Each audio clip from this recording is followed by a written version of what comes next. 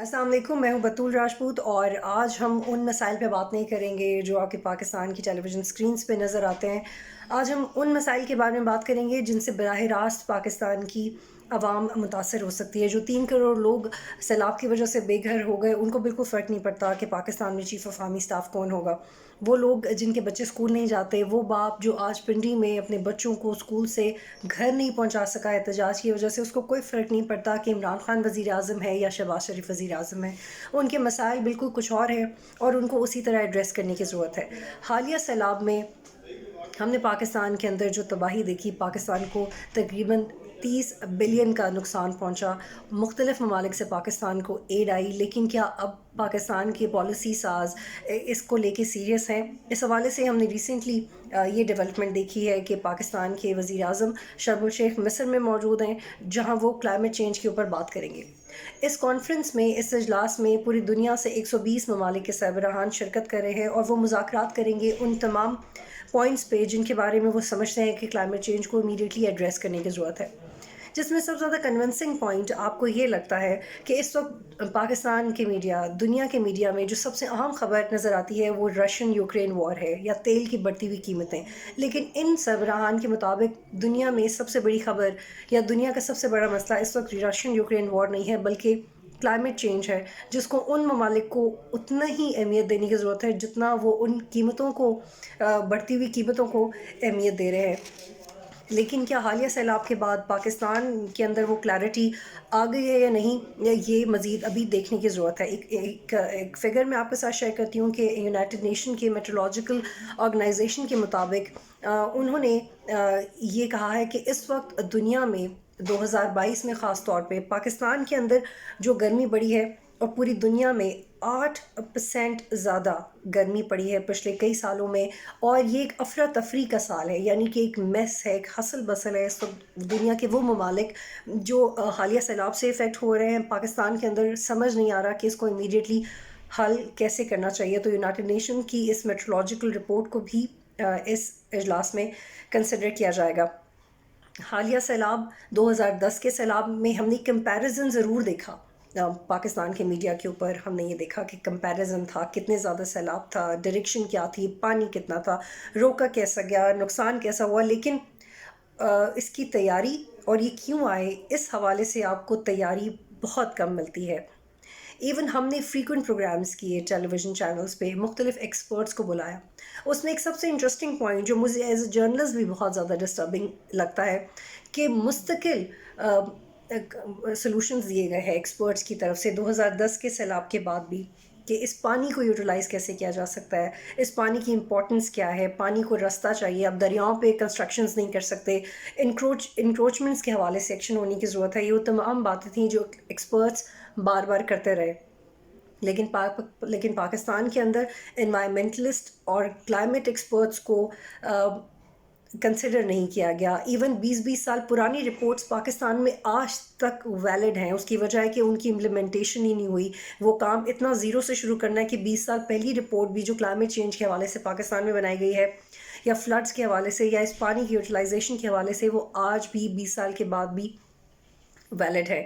اس کے ساتھ ساتھ شرم الشیخ میں ہونے والی اس کانفرنس میں اور بھی کچھ اہم نکات پہ بات ہوگی، جس میں یہ نقطہ بھی اٹھایا جائے گا کہ پاکستان کا آنے والا فیوچر کیا ہے، کیونکہ ریسنٹ رپورٹ کے مطابق کلائمیٹ چینج کی وجہ سے وہ ممالک جن میں گرمی 100% بڑھ جائے گی، وہ پاکستان ہے اور بھارت ہے۔ ہم نے کراچی میں ہیٹ ویو دیکھی، ہم نے مختلف ویدر رپورٹس دیکھیں، لیکن لوگوں کی جانوں کا نقصان ہو رہا ہے، لوگوں کا کام ڈسٹرب ہو رہا ہے۔ یہ ہیٹ ویو نے بھی لوگوں کو اتنا انفلوئنس کیا کہ ہم نے ورک فرام ہوم دیکھا، کووڈ نے بھی اتنا انفلوئنس کیا کہ ہم نے ورک فرام ہوم دیکھا، لیکن کوئی باقاعدہ اسٹریٹجی آپ کو اس پہ نظر نہیں آتی۔ لیکن اس وقت شہباز شریف صاحب شرم الشیخ میں موجود ہیں، اور ان کی وہاں پہ پریزنس، ان کا وہاں پہ جانا اس بات کی نشاندہی تو ضرور ہے کہ پاکستان گورنمنٹ کی سطح پہ کلائمیٹ چینج کو ایڈریس کرنا چاہتا ہے، لیکن کیا ہمارے پاس متعلقہ ادارے موجود ہیں، کیا ہمارے پاس ریلیونٹ فائنینسنگ ہے؟ یہ آگے جا کے میں آپ کو بتاؤں گی کہ وہ ریلیونٹ فائنینسنگ ہم کہاں سے لا سکتے ہیں،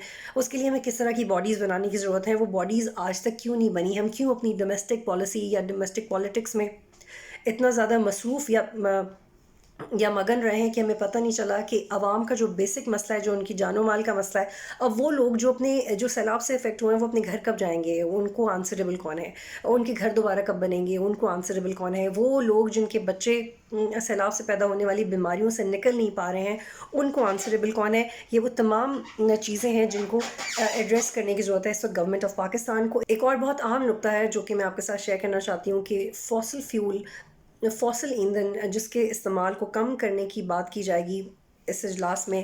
اس کے علاوہ اور جو اس اجلاس میں جو ٹارگٹ سیٹ کیے جائیں گے مزید اور ان پہ کام ہوگا وہ یہ کہ جنگلات کی کٹائی کو 2030 تک روکا جائے.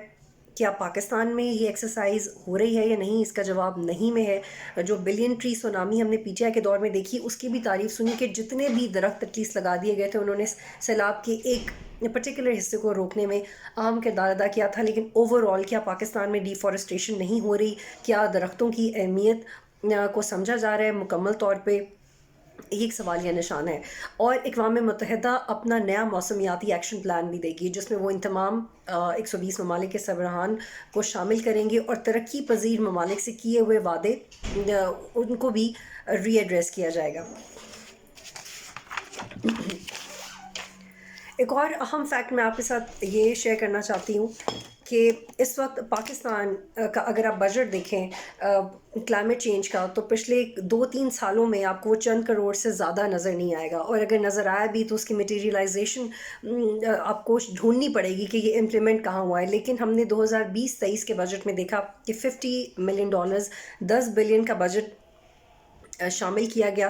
لیکن وہ بھی ان سیلاب کے بعد، اس تمام تباہی کے بعد کیسے امپلیمنٹ ہوگا، اور اس کانفرنس میں جو وعدے ترقی پذیر ممالک سے کیے گئے ہیں، جو پاکستان کمٹمنٹ شو کر کے آیا ہے، وہ کیسے سامنے لائے گا.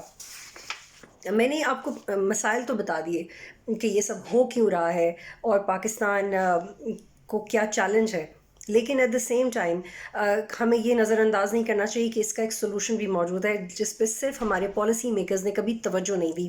آپ اس کو کلائمیٹ بجٹ کہہ سکتے ہیں، کلائمیٹ فائنانس کہہ سکتے ہیں. جو بھی گروئنگ اکانومیز ہوتی ہیں ان کی اکانومی ایک پرٹیکولر وے میں جا رہی ہوتی ہے، لیکن اگر کلائمیٹ چینج کی وجہ سے وہ ممالک کی ترقی یا ان کی گروتھ افیکٹ ہو تو ہمیشہ انٹرنیشنل لینڈرز یا انٹرنیشنل کریڈیٹرز ان کی مدد کرنے کو تیار ہوتے ہیں. ایک فائنانس ونڈو ہمیشہ اوپن ہوتی ہے. اس وقت 3 درجن سے زائد ایسی فائنانس ونڈوز ہیں جن کا پاکستان فائدہ اٹھا سکتا ہے. یونائٹڈ نیشن کی انوائرمنٹ کی رپورٹ کے مطابق ڈیولپنگ کنٹریز نے $40 بلین ایڈیشنل انٹرسٹ پیمنٹس دیں، اور یہ اماؤنٹ ڈبل ہونی چاہیے تھی پچھلے 10 سال میں، اور یہ 2018 کی رپورٹ ہے. یہ ایسا اس لیے ہوا کیونکہ ان کی توجہ نہیں تھی کلائمیٹ چینج کے اوپر. Law and justice conference supreme court of Pakistan کی طرف سے آرگنائز کروائی گئی تھی جس میں یہ اویئرنیس اٹھایا کہ یہ اویئرنیس لوگوں کی دلائی کہ آپ کیسے کلائمیٹ چینج کا مقدمہ انٹرنیشنل فائنانسرز کے سامنے رکھ کے انویسٹمنٹ لے کے آ سکتے ہیں، انرجی سیکٹر میں، ٹیکنالوجی میں، ایجوکیشن میں، فارسٹیشن میں. لیکن امیزنگلی حیران کر دینے والی بات ہے کہ پاکستان میں یہ کرنے کو کوئی انٹرسٹڈ نہیں ہے. لیکن اس کا یہ مطلب نہیں کہ اگر پاکستان انٹرسٹڈ نہیں ہے تو دوسری آرگنائزیشنز پاکستان کے لیے یہ اپرچونٹی ختم کر دیں گی. دنیا کا سب سے بڑا فنڈ جو کہ کلائمیٹ چینج کے حوالے سے کام کرتا ہے اس کو گرین فنڈ یا اڈیپٹیشن فنڈ کہتے ہیں، اور یہ UNFCCC کی طرف سے قائم کیا گیا ہے. لیکن حیرانی کی بات یہ کہ پاکستان نے اس کی ایکریڈیشن کے لیے بھی کام نہیں کیا. اس لارجسٹ فنڈ میں بھی پاکستان نے اپنا حصہ لینے کی کوشش نہیں کی. اور یہ اتنا مشکل نہیں ہوتا، آپ کو صرف ریلیونٹ باڈیز بنانی ہوتی ہیں ملک کے اندر جو ان کے ساتھ کوآرڈینیٹ کریں اور اپروچ کریں کہ ڈیولپ کنٹریز کہ ایسے ایکٹیویٹیز کی وجہ سے جس کی وجہ سے کلائمیٹ چینج ہمارے ملک میں آ رہا ہے، ہم کیا ڈیزرو کرتے ہیں کہ ہمیں یہ فنڈنگ کیے جانی چاہیے. اور اس کو آپ یہ نہیں سمجھ سکتے کہ ایک کنٹری اپنی ڈگنیٹی کو کمپرومائز کر رہی ہے، بلکہ یہ ایک باقاعدہ اس حوالے سے ادارے کام کر رہے ہیں کہ کس طرح سے ترقی پذیر ممالک جو کہ کلائمیٹ چینج کی وجہ سے، ترقی یافتہ ممالک کے کلائمیٹ کی ایسی ایکٹیویٹیز جو کہ کلائمیٹ چینج کر رہی ہیں ان کی وجہ سے افیکٹ ہو رہے ہیں تو وہ ڈیزرو کرتے ہیں یا ان کا حق ہے کہ ان کو کمپنسیٹ کیا جائے. لیکن پاکستان میں ملٹی لیٹرل ڈیولپمنٹ بینکس کے ساتھ، چاہے وہ WHO یا ADB ایشین ڈیولپمنٹ بینکس کے ساتھ، ہم نے اس میں روٹین کی فائنینسز، قرضے لینا اور دینا، اپنے قرضے اتارنا اور بار بار لینا، ایسی کہانیاں، ایسی سٹوریز تو سامنے آتی ہیں. لیکن ہم اپنے حق کے لیے جو پاکستان کے اندر نقصان ہوا ہے اور ہوتا رہا ہے، اس کے لیے آپ اپنی ایک ریزنیبل فنڈنگ کس طرح سے اوریجنیٹ کر سکتے ہیں، اس کے لیے حوالے سے آپ کے پاس باڈیز بالکل نہیں ہیں. بلکہ فرانس اور جرمنی کی کچھ ایسی سیلیبریٹڈ بائیلیٹرل فنڈنگ ونڈوز ہیں جن کے حوالے سے وہ مختلف جن کی مدد سے اور جن کی کانٹیکسٹ میں وہ مختلف ممالک کے ساتھ کوآرڈینیٹ کرتے رہتے ہیں. اور پاکستان کے پاس ہمیشہ یہ موقع موجود رہا ہے کہ وہ ان فائنینشیل ونڈوز کو استعمال کرے، لیکن پاکستان کی طرف سے کبھی بھی ایسی کوشش نہیں کی گئی. اور یہ جتنی میں نے آپ کو انٹرنیشنل لینڈرز یا انٹرنیشنل باڈیز گنوائی ہیں، پاکستان ان کی پورٹ فولیو میں آتا ہے. They can very much work with Pakistan. It's just on Pakistani authorities کہ وہ کس طرح سے اپنا کیس آگے لے کے جاتے ہیں. بلکہ آئی ایس ایف جس کی میں آپ کو مثال دے رہی تھی، اس کی 2.5 بلین کا فنڈ ہے جس کا کورنگ ایریا پاکستان میں آتا ہے، اور پاکستان اس کا کور کنسرن ہے. اب یہ پاکستان پہ ڈیپینڈ کرتا ہے کہ وہ کس طرح سے اپنا کیس آگے لے کے جاتا ہے اور ایک ریزنیبل اماؤنٹ گرین فنڈ سے اپنے ملک میں لے کے آتا ہے. بلکہ فرانس پاکستان کی سولر لیڈرشپ کے اندر ایمنسلی انٹرسٹڈ رہا ہے، لیکن افسوس کے ساتھ کہ پاکستان کی طرف سے بار بار میں یہ بات ریپیٹ کر رہی ہوں کہ پاکستان کی طرف سے کچھ ایسا نہیں قدم اٹھایا گیا جس کے بعد ہم یہ دیکھ سکیں کہ پاکستان کو بہت ہول ہارٹڈلی پروفیشنلی بین الاقوامی سطح پر ایک گرین فنڈ پاکستان کو دیا جا سکے. جب تک پاکستان میں نیشنل سیکیورٹی کے ادارے، نیشنل اکنامک کونسل اور جو آپ کے معاشیات پہ کام کرنے کے لیے ادارے یہ ریئلائز نہیں کریں گے کہ کلائمیٹ چینج ایک نیشنل سیکیورٹی ہے، اس کو ایڈریس کرنا ممکن نہیں ہے. ایک اور بہت اہم ایشو جو کہ پاکستان کی عوام کو ڈائریکٹلی افیکٹ کر رہا ہے، وہ افیکٹ ہے گیس کے بحران کا. پاکستان میں جب سردیاں شروع ہوتی ہیں تو گیس کا جانا ایک معمول ہے. گرمیوں میں ہم لوڈ شیڈنگ دیکھتے ہیں بجلی کی، لیکن اس وقت یہ شاید مزید شدت اختیار کر جائے کیونکہ پاکستان کی کوئی خاص تیاری نہیں ہے. جب کووڈ میں RLNG کی ڈیل سستی تھیں تو گورنمنٹ آف پاکستان، جس میں اس وقت پاکستان تحریک انصاف کی گورنمنٹ تھی، ان کے ساتھ یہ لانگ ٹرم معاہدے نہیں کیے گئے اور ہم پھر ایونچولی مجبور ہو گئے مہنگی گیس خریدنے کے اوپر. اس وقت پاکستان کا جو انرجی سیکٹر ہے اس میں 31% گیس کی کنٹریبیوشن ہے، اور جو سرکولر ڈیٹ آپ کو اس شعبے سے آتا ہے وہ 350 بلین ٹو 650 بلین بڑھ چکا ہے. یہ اس وجہ سے ہے کیونکہ پاکستان کے اندر گیس کے ذخائر کو دریافت کرنے کے باوجود ان پہ مزید کام نہیں کیا گیا، ان کو ڈیولپ نہیں کیا گیا، ان کے حوالے سے جو انویسٹمنٹ آ رہی تھی اسے کنسیڈر نہیں کیا گیا. اور اس کی بھی سب سے بڑی وجہ یہ ہے کہ امن و امان کی وجہ سے ہم یہ دیکھ رہے ہیں کہ پاکستان میں اسپیشلی بلوچستان میں گیس کے اوپر کام نہیں ہو رہا. ایک اور بہت اہم چیز، جیسے ہم نے کلائمیٹ چینج کے حوالے سے بھی بات کی کہ اس وقت رشین یوکرین وار میڈیا کی توجہ تو ہے، انٹرنیشنل کمیونٹی کی توجہ تو ہے، لیکن at the same time Russian Ukraine war کی وجہ سے بھی ہم گیس کی قیمتوں میں اضافہ دیکھیں گے.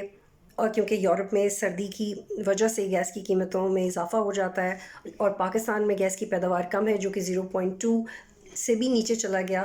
لیکن ایسا کیوں ہوا؟ اس کی وجہ ہے کہ ہم اس کی سرکولیشن پہ مزید کام نہیں کر سکے، اس کی ڈسٹریبیوشن پہ مزید کام نہیں کر سکے. اور یہ ایگزیکٹلی اس پورے سسٹم میں جو مینجمنٹ کا ایشو ہے وہ آپ کو سب سے زیادہ نظر آئے گا. پاکستان اس وقت قطر اور ENI سے لانگ ٹرم معاہدے کر رہا ہے، لیکن یہ کمپیریٹیولی مہنگے معاہدے ہیں. پاکستان کے پاس ہمیشہ آپشن رہی ہے کہ وہ رائٹ ٹائم پہ بڈ کرے اور ایسے معاہدے کرے جس سے عوام کو سستی گیس ملے، لیکن یہ ہو نہیں پا رہا. تو آج کے اس کانورسیشن میں آپ کو گیس کے بحران کے حوالے سے مزید بات کرنا اس لیے ضروری تھی کہ سردیاں دوبارہ آ رہی ہیں، آپ اپنی کمر کس لیں، دوبارہ گیس مہنگی ہو سکتی ہے اور گورنمنٹ کو یہ کرنے کی ضرورت ہے. آپ کرٹکس کو دیکھیں گے کہ PTI گورنمنٹ کو زیادہ نقصان کرٹیسائز بھی کریں گے اور یہ دیکھیں گے کہ PTI گورنمنٹ کے فیصلوں کی وجہ سے نقصان ہوا ہے. لیکن جو موجودہ گورنمنٹ ہے وہ انہی معاہدوں کے ساتھ آئی تھی، وہ انہی وعدوں کے ساتھ آئی تھی کہ وہ آئیں گے تو چیزیں مینیج کریں گے، لیکن کیا وہ چیزیں مینیج کر بھی پا رہے ہیں یا نہیں؟ اور جو ریسنٹ رپورٹس ہیں ان کے مطابق یہ کہا جا رہا ہے کہ جو پاور پلانٹس ہیں ان کو 15% گیس کی کمی رہے گی. جو جنرل انڈسٹری ہے اس پہ بھی گیس کے اوقات کار ترتیب دیے جائیں گے. جو گھریلو صارفین ہیں، جو فیکٹریز ہیں، تو یہ آلریڈی گورنمنٹ کہہ رہی ہے کہ وہ ایک پلان تو تیار کر چکی ہے، لیکن ایک عام پاکستانی اس کو گیس کتنی ملے گی، اس کو گرم پانی کتنا ملے گا، اس کو کھانا بنانے کا وقت اور گیس کتنا ملے گی. کیونکہ PTI کی گورنمنٹ میں ہم نے یہ دیکھا تھا کہ حماد اظہر صاحب نے بہت کانفیڈنٹلی کہا تھا کہ ہم آپ کو 3 وقت کھانا پکانے کی گیس ضرور دے رہے ہیں. بہت شکریہ.